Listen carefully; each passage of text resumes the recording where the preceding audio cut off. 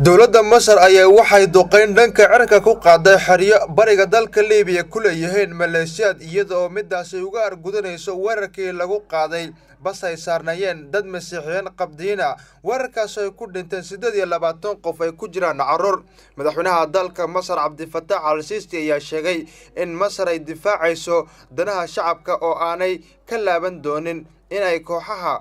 dagaalka kula jira ay ka argudato meel kasta ay joogaan weerarkan lagu qaaday magaalada Minya ee koonfurta magaalada Qaahira ninka weerarka geystay ayaa waxa uu duubnaa wajiga dadka oo bas ay ku safrayeen saarna ayaa rasaas ku furay waxaana ku dhintay 28 qof waxaana uu dhaawac ka soo gaadhay dad kale badan oo carruur ay ku jiraan ma jirto koox sheegatay weerarkaas wali ilaa haatan laakiin dalka Masar waxa ka dhaca weeraro mararka qaar ay fuliyaan kooxda isku magacaawda dawladda Islaamiga ee Daesh waxaana ugu dambeeyay weerarkii bil iyo bar ka hor ka dhacay dalka Masar weerarkaas oo ka dhacay 9 Abriil waxaana lagu laayay 45 qof waxaana uu weerarkaas ka dhacay magaalada weyn ee Tanta iyo magaalada Iskandariya waxaana mas'uuliyadda weerarkaas sheegatay kooxda Daesh